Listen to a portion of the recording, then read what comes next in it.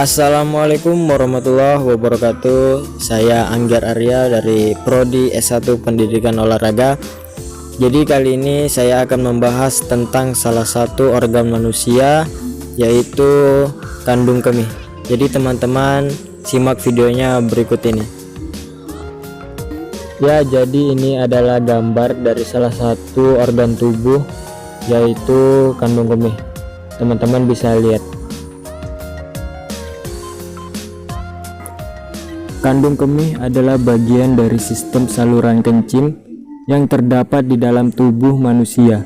Selain ginjal, organ lain yang termasuk juga ke dalam sistem ini adalah saluran ureter yang mengalirkan urin dari ginjal ke kandung kemih, serta saluran ureta yang mengeluarkan urin dari kandung kemih keluar dari tubuh. Sebelum dikeluarkan dari tubuh, cairan urin yang diproduksi oleh ginjal akan bermuara terlebih dulu ke kandung kemih. Urin adalah hasil saringan dari limbah dan cairan dari darah. Bagian ginjal yang berfungsi menghasilkan urin adalah bagian pelvis ginjal yang disebut kaliks. Fungsi kandung kemih ini menampung urin yang diproduksi oleh ginjal dan mengeluarkannya proses berkemih. Kandung kemih Anda dapat menampung urin sebanyak 400-600 ml.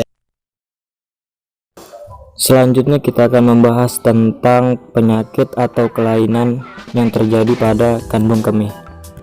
Jadi yang pertama, infeksi saluran kemih atau ISK adalah kondisi ketika organ yang termasuk dalam sistem kemih, yaitu ginjal, ureter, kandung kemih, dan uretra, mengalami infeksi. Umumnya ISK terjadi pada kandung kemih dan uretra. Gejala infeksi saluran kemih sangat beragam, diantaranya demam, sakit di perut dan panggul, nyeri saat buang air kecil, muncul darah dalam urin. Adapun penyebab infeksi saluran kemih adalah masuknya bakteri ke saluran kemih melalui lubang kencing. Meski bisa terjadi pada siapa saja, tetapi penyakit ini lebih sering dialami oleh wanita. Infeksi saluran kemih bisa dicegah dengan beberapa cara, diantaranya memperbanyak konsumsi minum air putih, membersihkan organ vital sebelum berhubungan intim, gunakan pakaian dalam yang longgar dan berbahan katun. Yang kedua adalah batu kandung kemih. Batu kandung kemih adalah batu yang terbentuk dari endapan mineral di dalam kandung kemih. Saat batu kandung kemih menyumbat saluran kemih, akan timbul keluhan berupa sulit dan nyeri saat buang air kecil, bahkan kencing berdarah. Gejala yang timbul antara lain urin berdarah, urin lebih pekat dan gelap, sulit buang air kecil, tidak lancar atau tersendat-sendat saat buang air kecil, terus-menerus merasa ingin buang air kecil, terutama di malam hari. Penyebab batu kandung kemih terjadi saat kandung kemih tidak bisa mengeluarkan semua urin yang tertampung di dalamnya. Hal ini menyebabkan mineral dalam urin akan mengendap, mengeras, mengkristal dan menjadi batu di kandung kemih.